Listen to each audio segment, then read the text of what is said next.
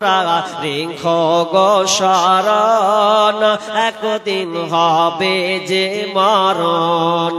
প্রথম নবী জান্নাতে ছিলেন, সঙ্গিনী হাওয়াকে পেলেন। প্রথম নবী জান্নাতে ছিলেন, সঙ্গিনী হাওয়াকে পেলেন। চক্রান্ত করিয়া শয়তান খাওয়াইল কান্দা, তোমরা রেখো গো শরণ, একদিন হবে যে মরণ। আল্লাহ আদমকে মানা করলেন, কিন্তু শয়তানের প্রচরণায় পড়ে, শয়তানের খাপ্পরে পড়ে মা হাওয়া দুজনেই জান্নাতি ফল খেয়ে নিল। গাছের নিকট গেল, ফল কন্দম ফল যেমন খেয়ে নেওয়া, সঙ্গে সঙ্গে তাদের শরীর থেকে জান্নাতি পোশাক খুলে গেল। দুজনে উলঙ্গ হয়ে গেছে। নিজের ইজ্জতকে আব্রুকে ঢাকার জন্য জান্নাতের পাতা দিয়ে তারা এক অপরকে ইজ্জতকে ঢাকা শুরু করেছে।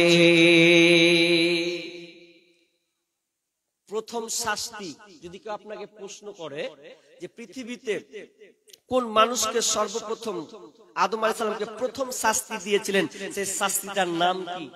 উত্তর কি দিবেন? বলবেন প্রথম শাস্তি হচ্ছে কাপড় ছিনিয়ে নেওয়া। প্রথম যে শাস্তি আল্লাহ দিয়েছিলেন সেটা হচ্ছে কাপড় ছিনিয়ে নেওয়া। কাপড় ছিনিয়ে মানে অপমান করা কিনা, ইজ্জত হরণ, মানে ইজ্জতকে ঢাকবে, ওটা কি হলো? প্রকাশ পেয়ে গেল। এটা হচ্ছে প্রথম শাস্তি। তো আদম আর হাওয়া দুজনে অপরাধ করে দিল, জান্নাত থেকে বহিষ্কার হয়ে গেল। আল্লাহ বলছে যা, আর নয়, তোমরা জান্নাতে যাও, জান্নাত থেকে বেরিয়ে যাও, দুনিয়াতে কর্মকাণ্ড করো, আমল আমার ইবাদত করো, এরপরে আবার তোমরা জান্নাতে এসে ঢুকে যাও। এটা শাস্তি দেওয়া হলো। কিন্তু মানুষ তো মানুষ মাত্রই ভুল, তাই তো? মানুষ মাত্রই ভুল, এটা প্রকাশ করছে আদমকে দিয়ে যে মানুষ মাত্রই ভুল। এই জন্য তো আল্লাহ হচ্ছে রহমান, আল্লাহ গফুর, আল্লাহ গফফার। যদি মানুষ যদি পাপ নাই করবে, তা আল্লাহর টাইটেল গফুর কেন হলো? গফুর মানে কি? রহমান মানে কি? মেহেরবান, দয়ালু। তাহলে মানুষ যদি পাপ নাই করবে, তা আল্লাহ কাকে ক্ষমা করবে গো? জি, একটা গল্প পড়ছিলাম, গল্পতে লেখা আছে একটা লোক ফেরেশতাকে, মানে গল্প, এটা হাদিস নয়, কিন্তু গল্পটা খুব সুন্দর। কি বলছেন যে একটা লোক যখন জাহান্নামে যাবে, ফেরেশতা জাহান্নামে ওকে নিয়ে যাচ্ছে। তো জাহান্নামে যখন নিয়ে যেত, কইছে যাব না, তো যাবি না মানে? তখন ফেরেশতা কইছে আল্লাহ তোমার এই বান্দা জাহান্নাম যেতে চায় না যে। কইছে কেন? বলছে জাহান্নাম কেন যাব? গুনাহ করেছি আমি, গুনাহ করবে তো মানুষ, এটাই স্বাভাবিক। গুনাহ করার দায়িত্ব আমার, আর ক্ষমা করার দায়িত্ব হচ্ছে আল্লাহর। গুনাহ করব আমি, ক্ষমা করবে আল্লাহ। যদি আল্লাহ আমাকে ক্ষমা না করে, তো এটা আমার দোষ নয়, এটা আমার দোষ নয়। কারণ আল্লাহ হচ্ছেন গফুরুর রহিম, তিনি হচ্ছেন ক্ষমাশীল, দয়ালু। তিনি যদি ক্ষমা না করে আর আমাকে যদি জাহান্নাম যেতে হয়, আমি আল্লাহকে একটা অবজেকশন দিলাম, আল্লাহ রে তোমার গফুর কথাটাকে তুমি কেটে দাও, তাহলে আমি জাহান্নামে যাব। এটা একটা কত সুন্দর যুক্তি দিয়েছে। ওই জন্য একজন দার্শনিক বলছে, গুনাহ করা গুনাহ নয়, মাপ না চাওয়াটা হলো গুনাহ। গুনাহ করা গুনাহ নয়, মাপ না চাওয়াটা হচ্ছে গুনাহ। আপনার গুনাহ হবে, আপনার পাপ হবে, কিন্তু সঙ্গে সঙ্গে আপনি তওবা করে নেবেন, আল্লাহর কাছে স্যালেন্ডার হয়ে যাবেন। মাবুদ রে, আমার দ্বারা গুনাহ হয়ে গেছে। আল্লাহ বান্দাকে এত ভালোবাসে, আল্লাহ বলে আমার বান্দা গুনাহ করবে আর আমি ক্ষমার জন্য রেডি আছি। তেমনি আদম আলাইহিস সালাম সঙ্গে সঙ্গে সারেন্ডার হয়ে গেলেন আর কাঁদতে শুরু করলেন, রব্বানা যালামনা আনফুসানা ওয়া ইল্লাম তাগফির লানা ওয়া তারহামনা লানাকুনান্না মিনাল খাসিরিন। এই দোয়া বারবার খালি পড়ে যায়। আল্লাহ যতক্ষণ পর্যন্ত আমাকে ক্ষমা না করবে, ততক্ষণ পর্যন্ত আমি এই দোয়া চালিয়ে যাব। তিনি বলছেন, রব্বানা যালামনা আনফুসানা ওয়া ইল্লাম তাগফির লানা। আল্লাহ, আমি নিজের আত্মার উপরে জুলুম করে দিয়েছি, অন্যায় অবিচার করে দিয়েছি। আল্লাহ, তুমি যদি যদি আমাকে ক্ষমা না করো, আর দ্বিতীয় কে আছে আমাকে ক্ষমা করার, তাহলে ক্ষমা চাইতে হবে, আল্লাহ ক্ষমা করনেওয়ালা। কিন্তু অন্যদিকে ইবলিসকে বলেছিলাম ওয়াইদ কুলনা লিল মালাইকাতি ইসজুদু লি আদামা ফাসাজাদু ইল্লা ইবলিস, আদম রে তুমি আদমকে সিজদা করো, ইল্লা ইবলিস, সকল ফেরেশতারাই কিন্তু সিজদা করেছিল, কিন্তু ইবলিস শয়তান কিন্তু সিজদা করেনি। আর এত বড় ভুল করার পরেও আল্লাহর কাছে সে ক্ষমা চায়নি, ওই জন্য ও শয়তান হয়ে গেছে। ওর নাম আছে, ইবলিসের নাম কি জানেন? আজাজিল। আজাজিল এক সময় ও ভালো ছিল, ভালো ছিল। যখন ওকে আল্লাহ বললেন যে তুই সিজদা কর, তখন ও যুক্তি মারছে। কি যুক্তি জানেন? বলছে আমি আগুনের তৈরি আর ও হচ্ছে মাটির তৈরি, তা আমি আগুনে যিনি ফার ফার ফার ফার করে উপরে উঠবো, মাটি আমার নিচে থাকবে। যুক্তি। কিন্তু ইসলামে যুক্তি চলবে না। কোরআন হাদিস যেখানে নিখুঁত থাকবে ওখানে যুক্তি। ইসলাম যুক্তির মাধ্যমে চলে না, দলিলের মাধ্যমে চলে। দলিল, তুমি এখানে যুক্তি, তাহলে শয়তান যুক্তি দিয়ে কোনো লাভ হয়েছে? বরং আল্লাহ বলছে তোর যুক্তি বার করছি, দাঁড়া চালা। তারপরে তো ক্ষমতা চেয়েছিলেন যে আমাকে ক্ষমতা দাও, আল্লাহ দিয়ে দিয়েছে, যা তোকে ক্ষমতা দিয়ে দিলাম। এখন পর্যন্ত বেঁচে আছে, মরেনি। কখন মরবে?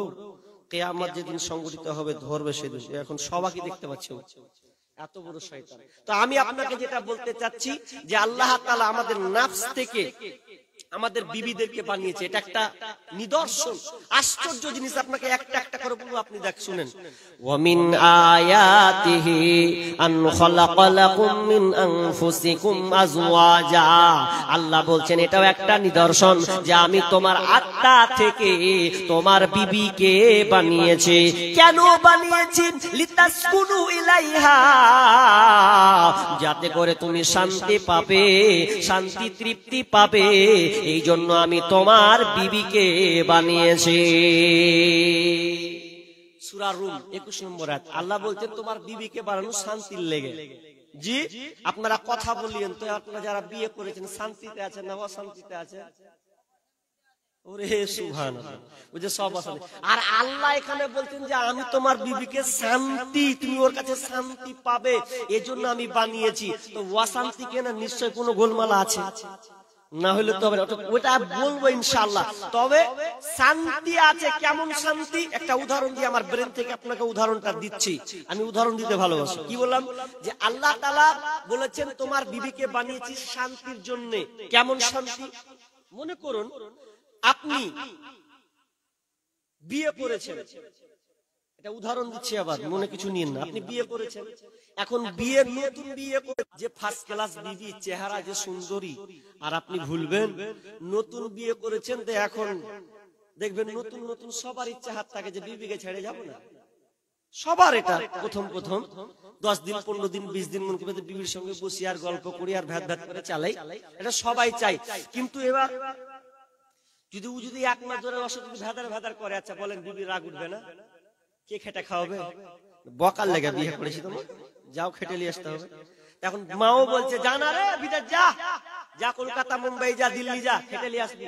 তখন লেভার মানুষ খাটতে হবে, তখন মন কিন্তু মানে না যে বিবিকে কেমন করে ছেড়ে যাবো, ভালো লাগে না। দেখেন কি যে দুদিনে শান্তি পেয়ে নিল, এখন মন ছাড়তে মন চাই না। এখন বিদেশ যখন চলে গেছে, মাঝে মধ্যে ফোন করছে, তো মনে মিগার মেজাজ ঠিক থাকে না, খালি ও দিন গুনছে। যেদিন থেকে ও গেছে সেদিন থেকে গুনছে, একদিন দুদিন 2 দিন 5 দিন 10 দিন 1 মাস 2 মাস হয়ে গেল, বাড়ি যাও, ভালো লাগে। দেখেন আপনাকে উদাহরণ দিচ্ছি, দেখেন 2 মাস হয়ে যাচ্ছে। 2 মাস যখন হয়ে গেছে, এবার ও যখন বাড়ি ঢুকছে, তো বাড়ি ঢুকে প্রথমে কার খোঁজ লিছে কহেন তো? আগে ওর বিবির খোঁজ লিছে, ওর বিউটির, और मायेरो खोज लय और बापेर लय और बहिनेर लय सोज ढुके और खाली और बचे हार रहिमा आछे कि नहीं प्रथमे किन्तु नतुन विवाह यदि करे आर एसे यदि बीबिर खोज लय तो मा कबे केमन तुई रे नतुन बिहे तुमि कले हाराके भुले गेली फेर बहुत कथा मने आगे राखछिस तुई तो लज्जा तो किछु बोलते पारबे ना खाली एकटु टुकी मारछे टुकी मारते मारते मारते मारते देखछे जे बीबी का धुड़ा पाई ना तखन और मेजाज खाराप हয়ে যায় তাহলে রহিমা তাহলে এখানে নেই আর বাপের বার্তা হয় তাহলে মনটা এখনো ঠিক নেই और माँ को खुलना रे बॉस ना रे पलटाना रे তাও আর মন ভালো নেই, ভালোই লাগে না, কি বকছিস তোরা কানে করে, যেটা মেন জিনিস ওটাই তো নেই, তোরা কি বকতে আসছিস, মনে মনে বলছো, ডাইরেক্ট বলতে পারবে। এখন বলছে জায়গা বিকাল হবে আর পালাবো শ্বশুর বাড়ি, ভালো করে বুঝেন, বিকাল হলেই শ্বশুর বাড়ি পালাবো। এখন ও কি করছে, শ্বশুর বাড়ি আজকে সকালে নেমে যদি আবার শ্বশুর বাড়ি পালায়, তখন মা বলবে দেখ এখনই এলো আর বিকালে টাপ মেরে দিচ্ছে শ্বশুর বাড়ি। তখন ও কি করে জানেন, আগেকার মানুষ শ্বশুর বাড়ি গেলে, এখন বাইক উঠেছে, আগে সাইকেল, শ্বশুরের সাইকেল দিত না, সাইকেল, এখন নাকি বাইক দিয়েছে, আগে সাইকেল দিত। তো সাইকেল ও এবার নেমে টেমে সাইকেলটা ভোগা দিয়া, মানে পাম্প দেখছে, ও পাম্প, তার মাকে কইছে মাকে পাম্প নেই, তা একটু ঘুরে আসি, গ্যাস পাম্প টাম দিব। ও উদ্দেশ্য কি পাম্প দেওয়ার লেগে, ওর উদ্দেশ্য শ্বশুর বাড়ি যাবে, কে নাই ওর বিবি নাই। এখন বের করে দিয়ে এক রকম করে হালকা পাম্প দিলে কি দিলে, এক আপনার মিষ্টি, আগে মিষ্টি ছিল কেজিতে মিষ্টি ছিল, এখন তো গোনা, এক যে মিষ্টি নিল 1 কিলো, নেওয়ার পরে এবার শ্বশুর বাড়ি চলে গেছে। ভালো করে শোনেন, স্বামী বাড়িতে এলো, ছেলেটা বাড়িতে এসে বিবির মুখ দেখতে পায়নি, তাকে ভালো লাগে না, টান মারলো শ্বশুর বাড়ি, কারণ তার সঙ্গিনী তো এখানে নাই, আছে কোথায়, তো আছে তার বাপে আপনার শ্বশুর বাড়িতে। যখন সে গেল, রহিমা বলে ডাক দিলাম, রহিমা দৌড়ে এসে বাইরে এসে দেখছে আমার প্রাণের স্বামী বাড়ি এসেছে, আমাদের বাড়ি এসেছে। আপনার বাড়ি ডাকলো, মিষ্টান্ন সবকিছু দিলাম। আস্তে আস্তে রাতটা গভীর হলো, আনন্দ আপনার কিনা স্বামী স্ত্রী নির্জনে শারীরিক সম্পর্ক কায়েম হলো, যৌন সম্ভোগ তাদের মধ্যে হলো। এখন তারা এত সুন্দর ভালোবাসা প্রেমিকের সাগরে তারা ডুবে আছে।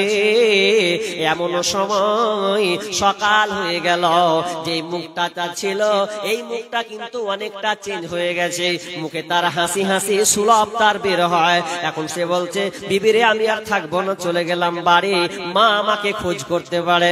এখন ছেলেটা বাড়ি যায়, বাড়ি এসে এত মুচকি হাসি, মা বলছে কি ব্যাপার, কাল তো বিদেশ থেকে আলি মুখখানটাকে 5 কেজি করেছিলি, আর আজকে দেখি তোর মনটা এত খুশি খুশি ভাব কেনে রে। তা আল্লাহ বলছেন লিতাসকুনু ইলাইহা, তোমার বিবিকে আমি শান্তি তৃপ্তি পাবে, তোমার বিবি শান্তির বস্তু, শান্তির জিনিস, এই জন্য আমি তোমার বিবিকে সঙ্গিনীকে আমি বানালাম। অথচ ছেলেটা যখন বাড়ি ঢুকেছিল, আব্বা ছিল, মা ছিল, ভাই ছিল, আপনার কিনা বোন ছিল, চাচা ছিল, সবাই ছিল, কিন্তু সেই তৃপ্তি দেওয়ার মতন কেউ নাই। তৃপ্তি তো দিল কে, শান্তি দিল কে, তো তার বিবি।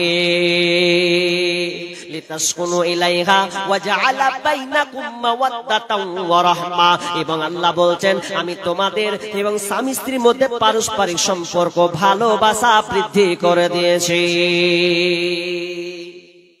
ভালোবাসা আল্লাহ তাআলা বৃদ্ধি করে দিয়েছেন স্বামী স্ত্রীর উপরে। এই ভালোবাসাটা কেন দেওয়া হয়েছে, এই ভালোবাসাটা আল্লাহ তাআলা এমন ভাবে দিয়েছেন।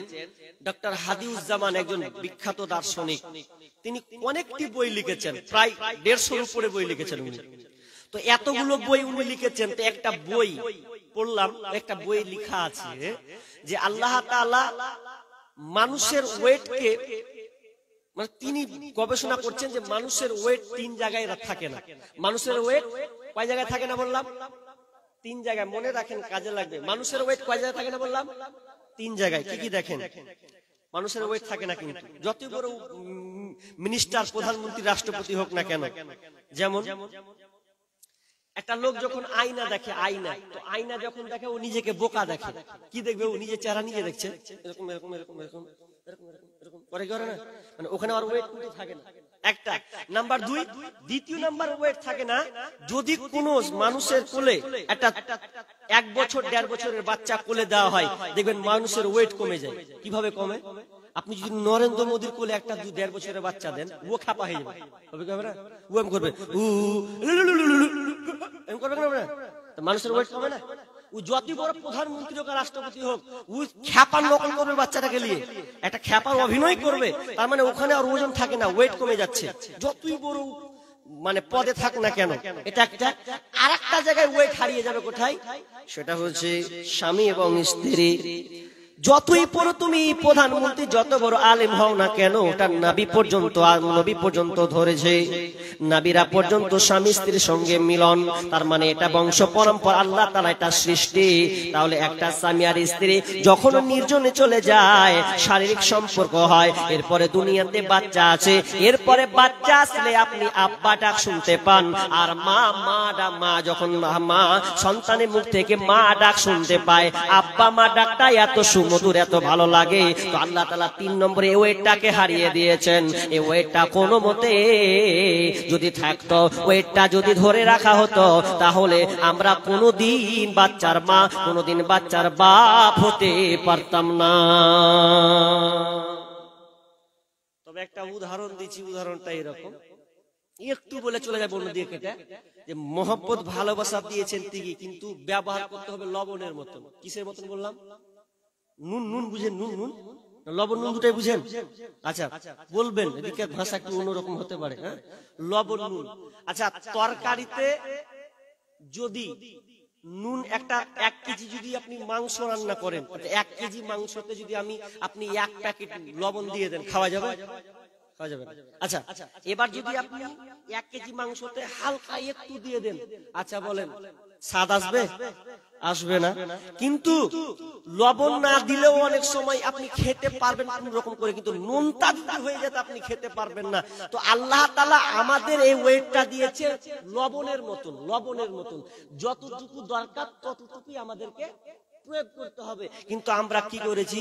বিবিকে বাদ দিয়ে শালীর সঙ্গে নেটওয়ার্ক লাগিয়েছি। বিবি আছে, বিবিকে বাদ দিয়ে আপনি শালীর সঙ্গে নেটওয়ার্ক সম্পর্ক লাগালেন, এটা কখনোই কিন্তু নয়। তার মানে আপনি ওয়েটের যায় বাইরে চলে গেছেন। আপনাকে ব্যবহার করতে দিয়েছেন আল্লাহ নুনের মতন করে, বেশি দিলেও খাওয়া যাবে না, কম দিলেও স্বাদ পাওয়া যাবে না। কিন্তু আজকে মুসলমান ভালো বিবিকে বাদ দিয়ে শালীর সঙ্গে কুসম্পর্কে জড়িয়ে গেছে। এটা কখনো ঠিক নয়। বক্তব্য অন্যদিকে গড়ছে, তাই আমি এটা পেন্ডিং এ রাখলাম, বলবো আস্তে আস্তে আসছি আপনাকে। তাহলে 1 নাম্বার কি করলাম? যে আল্লাহ তাআলা শান্তির জন্য আপনার বিবিকে বানিয়েছে এবং তার মধ্যে স্বামী স্ত্রী ভালোবাসা বৃদ্ধি করে দিয়েছেন। এবার একটা গুরুত্বপূর্ণ কথা, আচ্ছা বলেন তো, পৃথিবীর মানুষ আল্লাহ তাআলা তাকে সৃষ্টি করেছিলেন, সে পৃথিবীর মানুষের নাম কি? নাম বলেন তো একজন, বলতে পারবেন? পৃথিবীর প্রথম মানুষকে, তার নাম কি? সব অবাক হচ্ছে গো, সোজা প্রশ্ন। আদম মানুষ নয়? একজন মানুষ, আল্লাহ তাআলা তাকে নিজের হাতে বানিয়েছেন। তো প্রথম মানুষ হচ্ছে আদম আলাইহিস সালাম, প্রথম, পৃথিবীর প্রথম। আচ্ছা, এর আগে কেউ ছিল না। আচ্ছা, পৃথিবীর প্রথম ঘর কোনটি, কে বলতে পারবে? হ্যাঁ, কাবা, বাইতুল্লাহ, কাবা। এই কাবা হচ্ছে পৃথিবীর প্রথম ঘর। তাহলে আপনারা তো ভালোই পাচ্ছেন আস্তে আস্তে, এটা দুটো হলো। আচ্ছা, এবার বলেন পৃথিবীর প্রথম আত্মীয় কি? পৃথিবীর প্রথম আত্মীয় আপনারা কেন কইছেন? ওদেরকে দিয়ে চেষ্টা করুক না, মৌলবি মানুষ বলে দিবে তো হবে। হ্যাঁ, তাহলে পৃথিবীর আত্মীয় হচ্ছে কি? স্বামী স্ত্রী। স্বামী স্ত্রী না মা বাপ, কোনটা আগে বলেন? কথা বলতে হবে। এবার পেঁচে ফেলে দিই, স্বামী স্ত্রী হবে না মা বাপ হবে? জি, কি যে বলে, পৃথিবীর প্রথম আত্মীয় ভালোবাসা হচ্ছে স্বামী এবং স্ত্রী, মা বাপ নয়। মা বাপ পরে হলো, আগে তো স্বামী স্ত্রী, মা আদম আর হাওয়া, তাই না? স্বামী স্ত্রী, তারপরে মা বাপের সিরিজ শুরু হয়েছে। কিন্তু আমাদের মেয়েরা যেন কত বোকার বোকা, যখন বেটার বিয়ে দেয়, বেটা বিয়ে দেওয়ার পরে বলে আমি বেটার বিয়ে দিলাম, বউ যে পেয়েছি তাই এমন লাগেনি, বেটাকে আমার কেড়ে নিলে। বলে না এরকম? বিয়ে দুনিয়া তো তাদের বেটা পেহার বহুর দিকে ঝুঁকি দিচ্ছে রে। খালি পাড়া গ্রামকে কয়েছে বুবুকে জানিস, বহুটা ভালো, বেটাকে এত তাড়াতাড়ি কেড়ে নিলে, কাড়বে না জি? প্রথম আত্মীয় তো স্বামী স্ত্রী, তুমি কতদিন পর অপেক্ষা করে আবার স্ত্রীকে, মানে স্বামীকে পেয়েছে, তোকে ছাড়বে? আচ্ছা, ওই মেয়ে আবার ওই মুখে বলছে কি জানেন, যখন আর বেটির বিয়ে দিছে, যখন বেটির বিয়ে দিচ্ছে, পাড়া খালি বলে বেড়াচ্ছে যে আমার বেটির বিয়ে দিয়েছি, জামাই 1 ঘন্টা পেয়েছি, খালি আমার বেটিকে খালি বারবার খোঁজ লাই, বারবার খালি ফোন করে, দুজনা মিলা খালি ঘুরে বেড়ায়। তো আমার জামাইটা এত ভালো, আমার বেটিটাকে খুবই ভালোবাসে। আর বেটার বেলায় দোষ হয়ে গেল, বেটির বেলায় পাড়া পাড়ায় বলছে যে ভালো জামাই পেয়েছি, আর ওই মুখে বের করছে যে আমার বেটাকে বহু কেড়ে নিলে। দুই রকম দুকার। আরে পাগলি, এর ওর স্বামী স্ত্রী, ওর ওর স্বামী স্ত্রী, কাড়বে কেন? তো কাঁড়া জিনিস আগে থেকে আল্লাহ লিখে রেখেছে, জোড়া বানিয়ে রেখেছে, তুমি জানো না? কিন্তু না, হ্যাঁ আগে স্বামী স্ত্রীর সম্পর্ক, কিন্তু হ্যাঁ মা বাপের বাদ নাকি না? মা বাপ হচ্ছে ইবাদতের দিক দিয়ে, ইবাদত মা বাপ আল্লাহর পরে পরে ইবাদতে হচ্ছে কি মা বাপ। তো মা বাপের সম্পর্ক ভালোবাসা থাকবে, কিন্তু মধুর ভালোবাসা হচ্ছে স্বামী এবং স্ত্রী। এটা বুঝেছেন? তাহলে আমি এই আয়াতটা কেটে এবার পালাবো। যে আপনারা বললেন যে আমরা অশান্তিতে আছি, আল্লাহ যে বলে শান্তির জিনিস মেয়ে, কিন্তু আপনি অশান্তিতে ভুগছে কেন? এবার আমরা চলছি, আয়াতটাকে কমপ্লিট করি। ওয়া মিন আয়াতিহি আন খালাকালাকুম মিন আনফুসিকুম আজওয়াজা লিতাসকুনু ইলাইহা ওয়া জাআলা বাইনাকুম মাওয়াদ্দাতান ওয়া রাহমা ইন্না ফী যালিকা লাআয়াতান লিআয়াতিন লিকওমি ইয়াতাফাক্কারুন। অতএব চিন্তাশীলরা কি দেখেন, এই চিন্তাশীলদের এখানে গবেষণা রয়েছে, চিন্তাশীলদের জন্য এখানে চেতনা রয়েছে। চিন্তাশীলরাই বুঝতে পারবে যে এর মধ্যে আল্লাহ কি দিয়েছেন। এটা হলো। এবার চলেন, ভালো মেয়ে কারা? ভালো মেয়ের গুণ কয়টা? ভালো মেয়ের গুণ আপনাকে 3টা হাদিস বলতে পারবো কিনা জানি না, 2টা অন্তত বলবো আজকে। ভালো মেয়ের গুণ কয়টি, কি কি? চলেন, আপনারা বললেন যে আমরা অশান্তিতে আছি, আর আপনি কেন? আমিও অশান্তি, মাঝে মধ্যে ভালো লাগে না, যে মনে গোলমাল পেলাম নাকি রে। এরকম স্বামী স্ত্রীর টকরা হয় কি হয় না? হয়তো একটা ছেলে বুঝছেন বিয়ে করেছে, তো বিয়ে করেছে তো কদিন ধরে ওর মন খারাপ, ওকে জিজ্ঞাসা করছে, আরে তোর বিয়ে 1 মাস হয়ে গেল, তোর এখনো তোর মনের মেজাজ নরম হয়নি রে? বলছে বকতে আসিও না, চলে যাবে এখান থেকে। কি হয়েছে কহা? বলছে যাকে বিয়ে করেছি বাড়ি ঢুকছি তো মুখখানটাকে আবার 90 কেজি করে থাকছি, বাড়ি ঢুকছি তো আর মুখ দেখছি তো একদম রেগে ফায়ার হয়ে থাকছে, ভাল লাগে না, কি যে বহু পেলাম। তখন ও গাছের তলে বসে গান গাইছে, জানেন? বলছে বউ আমার কথা শুনে না গো, বউ আমার কথা শুনে না, করি কি ভাই করি রে, মরি কি ভাই মরি রে, কত লোকের মরণ হয় খালি আমার হয় না, বউ আমার কথা শুনে না গো, বউ আমার কথা শুনে না, বউ আমার চোখ রাঙিয়ে কথা কয় দেখে লাগে বড় ভয়, বউ আমার চোখ রাঙিয়ে কথা কয় দেখে লাগে বড় ভয়, বিয়ের পরে এত জ্বালা প্রাণে সহে না, বউ আমার কথা শুনে না গো, বউ আমার কথা শুনে না। বউ তো আপনার কথাই শুনবে না যদি আপনি হাদিসকে বাস্তবায়ন না করেন। আল্লাহ রাসূল বলেছেন তুনকাহুল মারাতু লিআরবাইন, যারা তোমরা পুরুষের একটা গতি আছে, পুরুষের বৈশিষ্ট্য হলো যখন মেয়ে দেখতে যাওয়া হয় 4টা জিনিস দেখে বিয়ে করা হয়। কয়টা জিনিস বললাম?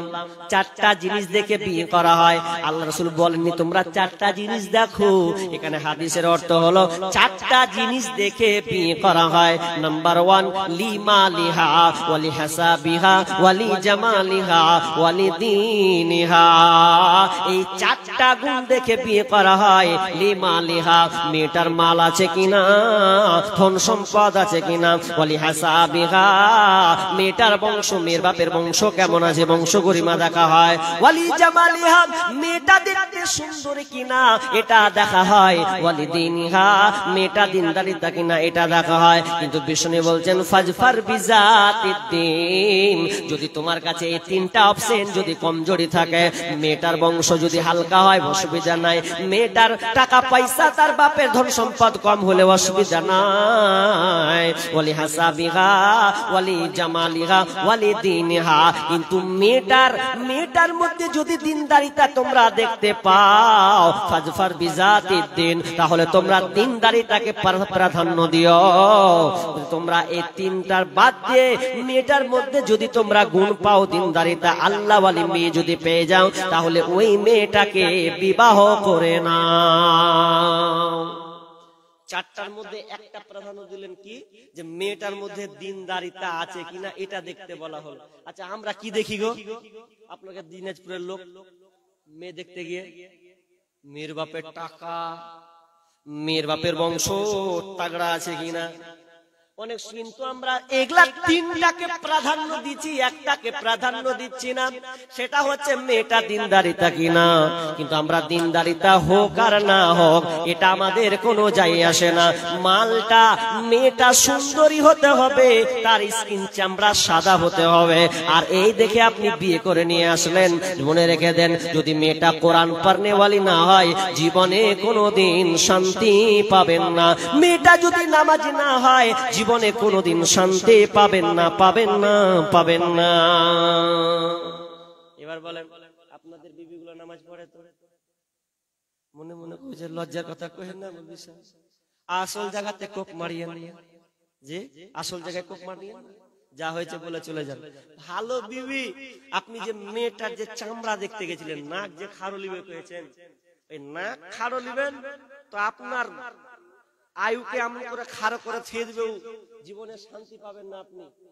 মেয়ে আপনি যদি শান্তি পেতে চান তাহলে আল্লাহ ওয়ালি বিবি নিয়ে আসবেন। আমাদের মুর্শিদাবাদকে জিজ্ঞাসা করে, মা বেরি বানতে পারো? আপনাকে জিজ্ঞাসা করে নাই, আমাকে মুর্শিদাবাদে জিজ্ঞাসা করে বিড়ি বানতে পারেন? যদি পহে যে বিড়ি বানতে পারি তাহলে কবে যাক একখান পেয়েছি। আর যদি বিড়ি বানতে না পারে তো ওকে লিবে না, এটা ওকে লিয়ে এখন লাভই না, ফায়দা নেই, বুঝছেন? বিড়ি বাঁধা হতে হবে।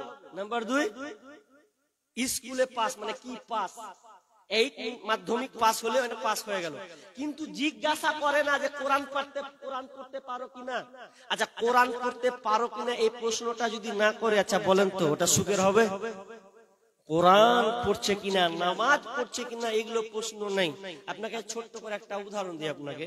আপনারা মাংস কিনতে যান কি জান না? কসাই আছে কি আপনাদের? আছে।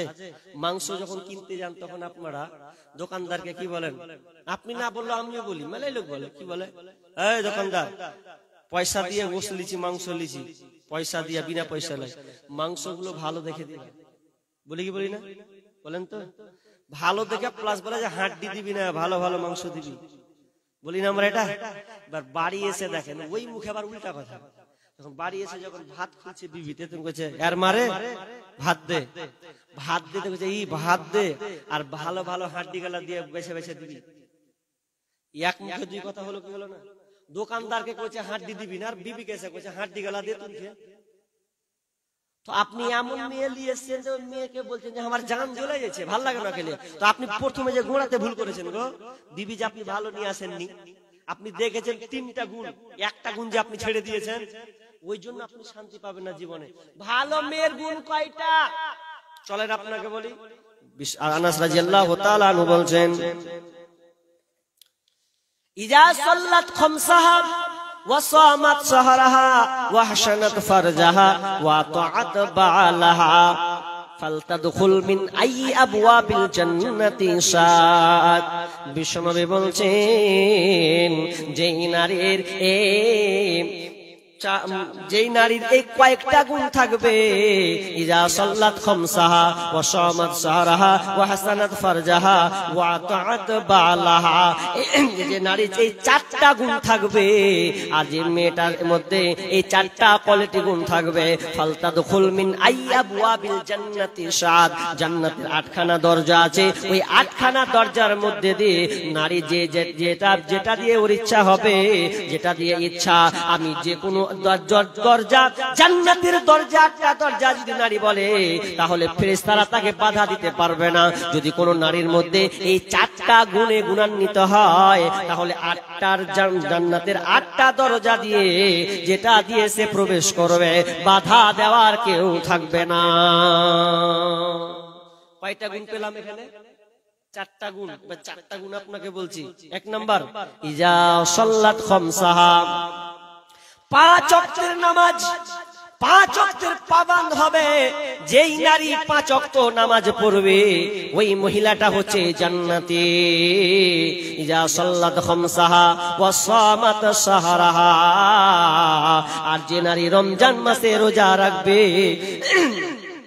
ইজা সাল্লাত খামসাহা ওয়া সামাত শাহরাহা ওয়া আহসানাত ফারজাহা, এবং লজ্জা স্থানের হেফাজত করবে, ওয়া তাতবালাহা, এবং স্বামীর আনুগত্যকারিণী হবে। এই 4টা গুণ যার মধ্যে থাকবে ওই মেয়েটা হচ্ছে জান্নাতে। জান্নাতে আমরা মেয়ে বুঝতে পারলাম 4টা গুণ যে মহিলার মধ্যে থাকবে। এবার চলেন বিশ্বনবী এবার 4টাকে একটা একটা করে আজকে আমি আলোচনা করব। নাম্বার 1, নামাজ পড়বে।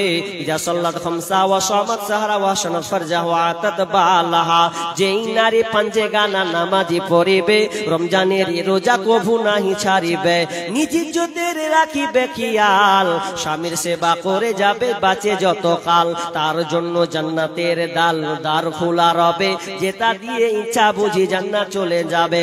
আরো কিছু কথা বলি, ভালোবাসা বোন, পুরুষের জন্য নারী অমূল্য রতন।